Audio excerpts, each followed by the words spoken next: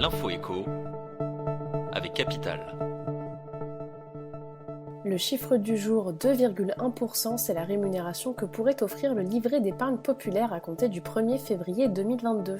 Ce produit d'épargne défiscalisé destiné aux ménages aux revenus limités sert actuellement à un taux d'intérêt de 1%, soit le rendement du livret A relevé de 0,5 points. Mais cette indexation n'est pas automatique et le taux du LEP peut se calquer sur l'inflation annuelle moyenne des 6 derniers mois si elle s'avère plus favorable. Or, la hausse des prix à la consommation qui a grimpé à 2,6% en octobre pourrait atteindre 2,1% sur la période allant de juillet à décembre 2021, sauf si le gouvernement s'y oppose, ce qui paraît peu probable à quelques mois de l'élection présidentielle.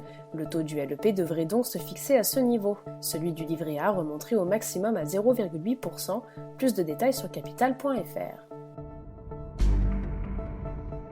Le coup de gueule du jour est poussé par des voyageurs de la SNCF verbalisés alors qu'il leur était impossible d'obtenir un billet en gare.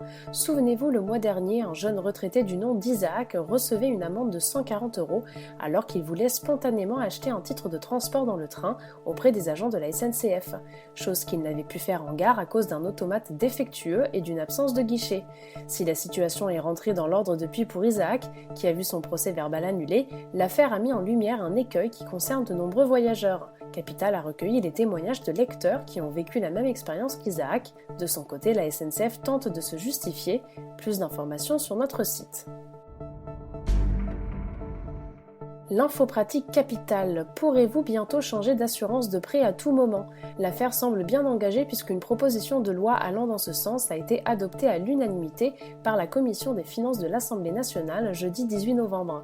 Le texte bénéficie non seulement de l'appui des députés LREM, mais aussi de l'exécutif, Bercy se déclarant très favorable à cette initiative. En cas d'adoption définitive, vous pourrez donc demander à n'importe quel moment à votre banque de résilier votre contrat, tant que le nouveau est au moins aussi protecteur. Les établissements les plus récalcitrants devraient par ailleurs être sanctionnés. S'ils font volontairement traîner les demandes de résiliation de contrat, ils pourraient écoper d'une amende de la répression des fraudes pouvant atteindre 15 000 €.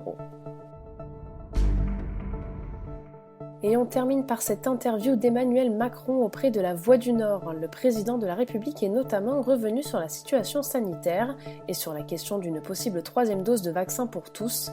Le chef de l'État semble ne pas écarter totalement cette option.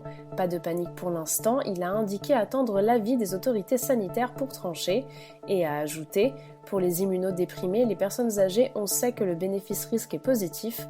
S'il s'avère qu'une 3e dose est efficace et nécessaire pour les autres publics, évidemment, on l'intégrera dans la logique du pass. » Fin de citation.